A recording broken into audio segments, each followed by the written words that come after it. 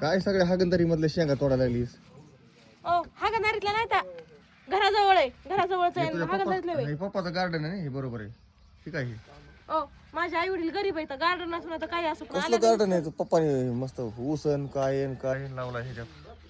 माझ्या पप्पाचं गार्डन असू काय असू पण आल्या गणी तुम्हाला पिशवी भरून देतात ना दरवेळेस. रिकामा तर कधी जाऊ देत नाहीत ना. कधी गेलात का रिकामा इथून?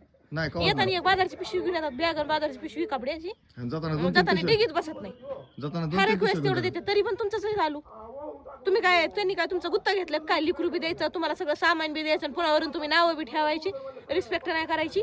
नाही मस्त गार्डन तुझ्या पप्पाचं. हे काय हे बघ कसलं भारी गार्डन आहे. अहो काय काय काय काय पण ह्याच्यामध्ये गार्डन मध्ये? ऊस, शेंगा, पुन्हा मेथीची भाजी, वांगे, गवारी शेंगा लावल्यात. गवारी शेंगा अजून काय? आता त्यांचं गावाकडे रान आहे, इथं रान नाही म्हणून त्यांनी लावले. त्यांना मग स्लॅपवर लावा ना म्हणावं काहीतरी. मग येल पार स्लॅपवरच गेलाय माहिती का? दर बाजारी नाही म्हणते पोतभर शेंगा निघतात आणि पुन्हा गावरा नाहीत. गावरा शेंगा भेटतात का खायला? माझ्या माय बापाच आहे. माझे भाऊ तुम्हाला माहिती का सकाळपासून तुला जर कोणी काय म्हणलं नाही तर येल घेऊन जाशील तू घरी. तेवढं बी होईल. असं कशी करीन काय का? माझ्या माय बापाच आहे त्याच्यामुळे माझा अधिकार आहे सगळं. त्यामुळे मी येल घेऊन जाऊ नाही तर काही घेऊन जाऊ. तुम्ही शब्द सुद्धा बोलायचा संबंध नाहीये तुमच्याकडे. काय का? त्यांची पण मोठी फॅमिली, त्यांना राहू दे ना काही.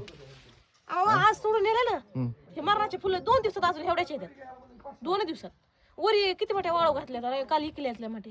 चल बस सला बघू वरी काय किती निघायचं काय. टाकते तिथं वरी किती शेंगा आहेत. शिरा येत नाही शेंगायत. जा ना पलीकडे. काय काटे काय होत? एक नोटचा बाजार होता, एखादी गेली असते एक पिशवी घेऊन मोठी कशाला विकायला.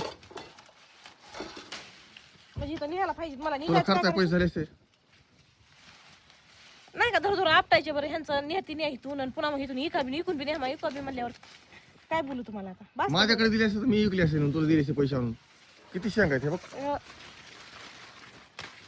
लय शेंगा लय शेंगा आले बरं. टाइमपास म्हणून लावला होता माहिती का? बिखवली होती त्याला एवढ्या शेंगा आल्या. समजलं का? आई वडील जवळ आहेत ना तर लेक कधीच रिकामी जात नाही आई वडिलाच्या दारातून. आणि हीच परंपरा माझ्या आईला, माझ्या आई आजीने दिला असेल, माझी आई मला देते आणि आता माझ्या लेकीला मी देणार. समजलं का? परंपरा चालवायची. किती अवघड आहे लेकीच्या आई बापाचं सांगा ना. लिकरू द्यायचं, संसार द्यायचा, सगळा भांडे कुंडे आणि पुन्हा वरून आले गणेश खाया प्यायला द्यायचं, सगळं करायचं आणि वरून जावायने अजून आपल्यावर वरून भांडायचं.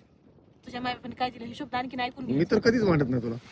काय माहिती कुणाला आता? खरंच तुमच्या मनाला काय वाटतं का नाही? भारतात काय तुम्हाला माहिती, सगळ्याला माहिती. कधीच नाही म्हटलं मी तुला. तुमचे खायचे दात वेगळे दाखवायचे दात वेगळे.